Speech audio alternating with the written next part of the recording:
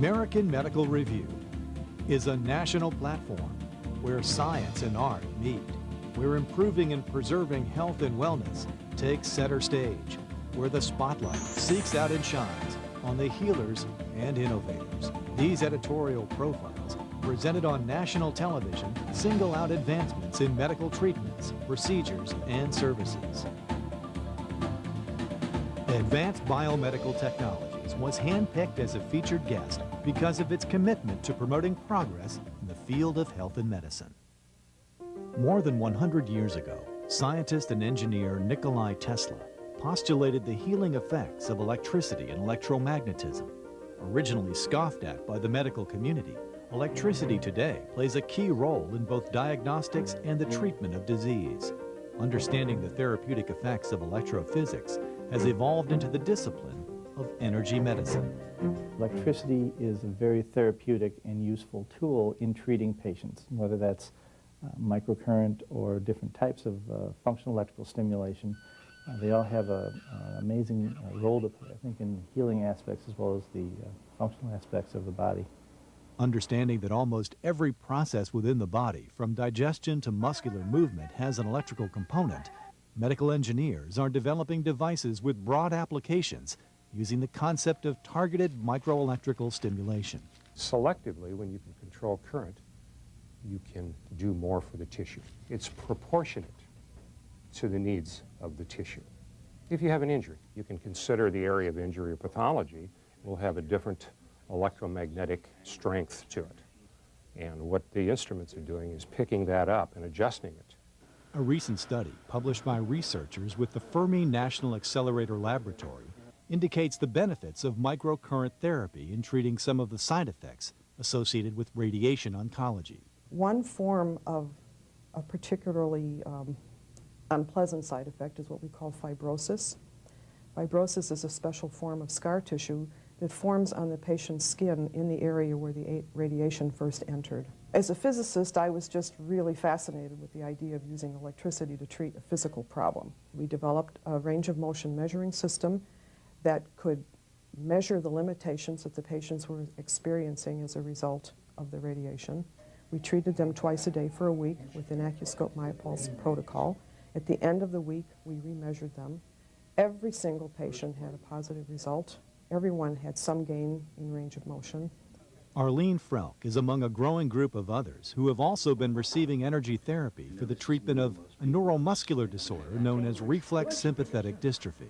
I couldn't pick up a pencil. I couldn't write, and I'm right-handed, so I see notes from way back when, you know, when I had this huge hand, and I was just unable to use it for anything. I couldn't pick up anything, and I had 3 treatments a day, and by Friday of that week, I could actually move my fingers just a tiny bit.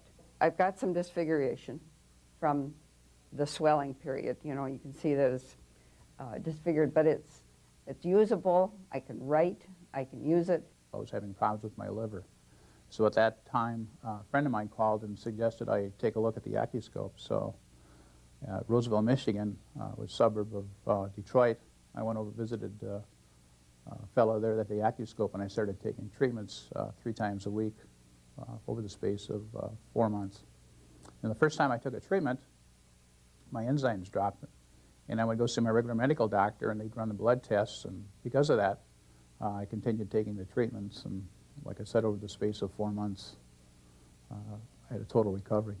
I used to have cluster headaches for approximately 15 years before we found the instrument, the Acuscope, and I've taken a few treatments with the Acuscopes, and it totally stopped the headaches basically then and there.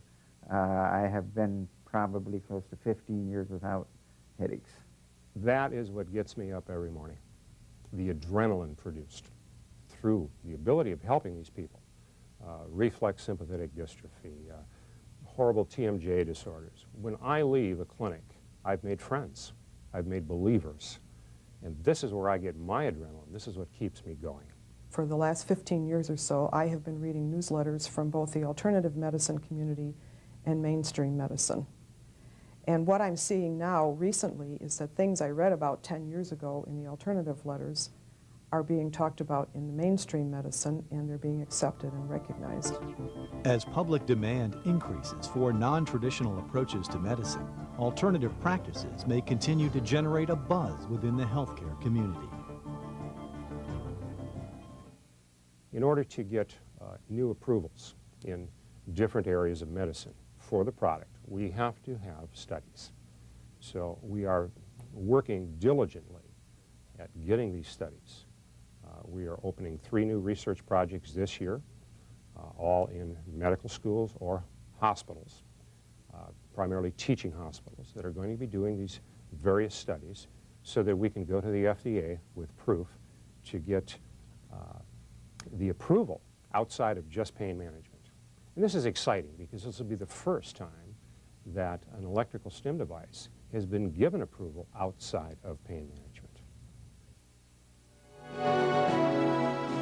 Wherever the art of medicine is loved, there also is love of humanity. Once again, American Medical Review extends a special thanks to the companies and organizations that have risen to meet today's health and wellness challenges.